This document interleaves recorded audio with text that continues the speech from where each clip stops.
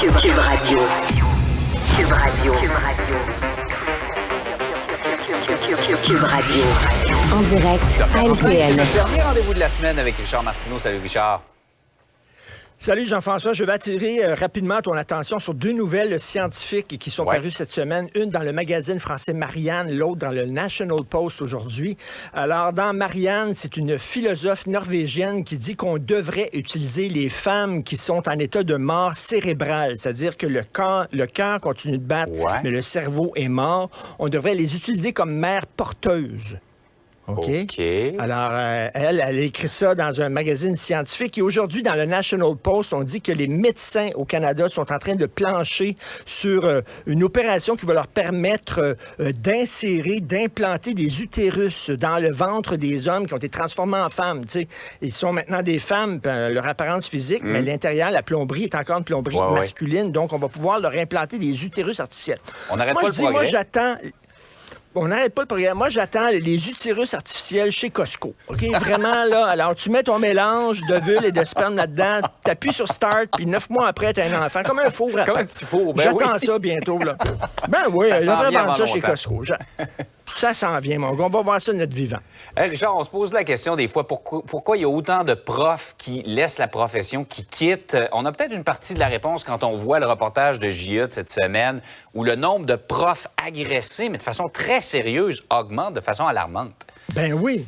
Ben, tu sais, tu disais là, justement des profs qui démissionnent. Il y avait un texte cette semaine, 4000 démissions au cours des 3 dernières années.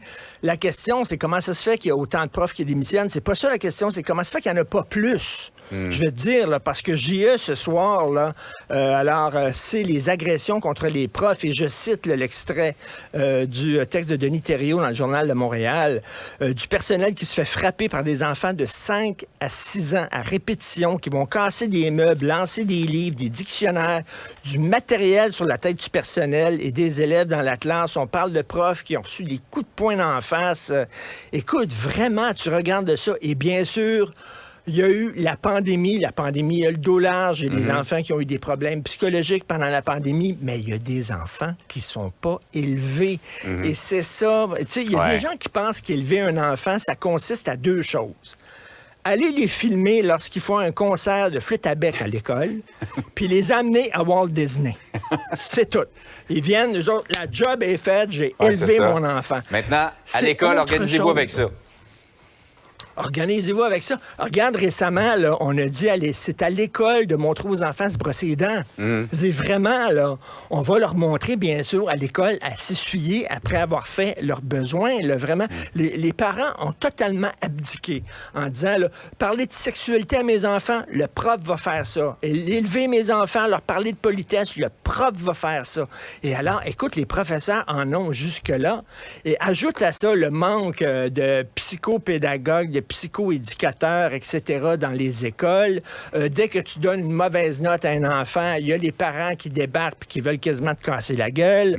Les réformes qui disent que maintenant, là, à partir d'aujourd'hui, tu vas enseigner d'une façon totalement différente parce qu'on a trouvé une réforme en Suisse romande qui est absolument fantastique et que tu vas impliquer dans ta classe.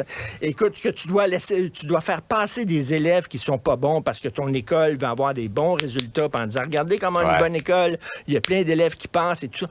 Tous les problèmes qu'il y a dans les... Après ça, on se demande pourquoi il y a des gens qui démissionnent, pourquoi les jeunes ne veulent plus être professeurs. On a abdiqué. La société est faite, là, on a inventé la famille. La famille, c'est comme une petite cellule qui prend un enfant, OK, puis qui en fait des citoyens, des citoyens responsables. Mais là, c'est non. La famille, c'est comme, j'ai pas le temps, ça m'intéresse pas. On veut avoir rien que les côtés le fun d'avoir un enfant, mais pas les côtés pas le fun. Je vous le dis, là. Vraiment, on vous le dit pas assez, là. Mais les côtés pas le fun sont peut-être... Il y en a peut-être plus que les côtés le fun d'avoir des enfants. C'est difficile d'élever un enfant, mais on ne leur dit pas. Alors, même si on les adore, effectivement, c'est un défi. Et c'est un défi de plus qu'on met sur les épaules de nos profs. Ben, tout à fait. C'est les profs qui vont s'en occuper. Alors là, il y en a ras le pompon. Très hâte de voir ça, mais j'imagine que ça va me décourager ce soir à JE. Par ailleurs, dans la santé, finalement, Justin Trudeau a déposé son offre pour les provinces cette semaine. Ça semble être une offre finale. Ce que tu te demandes, c'est quoi le plan B de François Legault? Qu'est-ce qu'il va faire pour aider à relever un peu notre système de santé s'il n'y a pas assez d'argent d'Ottawa? La politique entière de François Legault, c'est nous autres, on va réussir là où les gouvernements précédents ont échoué. On va aller chercher de nouveaux pouvoirs à Québec. On va aller chercher de l'argent à Québec. On est capable. Jean-François Roberge, le ministre des Affaires canadiennes, me dit à Cube Radio, c'est comme, mettons, le Canada est un rocher, puis nous autres, on est la mer, puis on frappe sur le rocher, puis on va l'éroder. On va l'éroder, puis on va y arracher des morceaux petit à petit. Je vois pas le Canada en train de s'éroder pantoute. Là, le Canada a donné vraiment une offre pour le transfert en santé très décevante. Et là, François Legault, il dit, c'est mieux que rien. Tu sais, ça devrait être, comme dirait mon père, c'est mieux qu'un coup de pied dans le cul. Tu sais, ça devrait être, je sais pas, notre nouvelle devise, ces plaques d'immatriculation du Québec, c'est mieux qu'un coup de pied dans le cul. Alors, il dit au moins, il n'y a pas de conditions attachées à cet argent-là maintenant. C'est le fun. Ça, c'est comme si quelqu'un te donne un petit morceau de gâteau, mais tu dis, hey, l'assiette est belle. C'est pas dans une assiette à carton. Regardez l'assiette. Très belle assiette quand même. Alors, c'est ça que François Legault dit. Je m'excuse, là. Ça fonctionne pas, là. Aller chercher des nouveaux pouvoirs, ça fonctionne. C'est quoi le plan B? On va faire quoi, tu sais?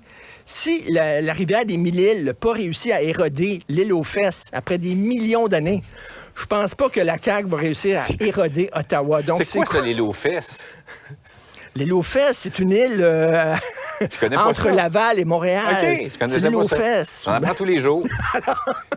On en apprend tous les jours. Alors, je sais pas, on n'érode pas beaucoup le Canada. Ouais. C'est quoi maintenant le plan B, maintenant que ça fonctionne pas? On le sait pas. J'ai très hâte d'entendre M. Legault là-dessus.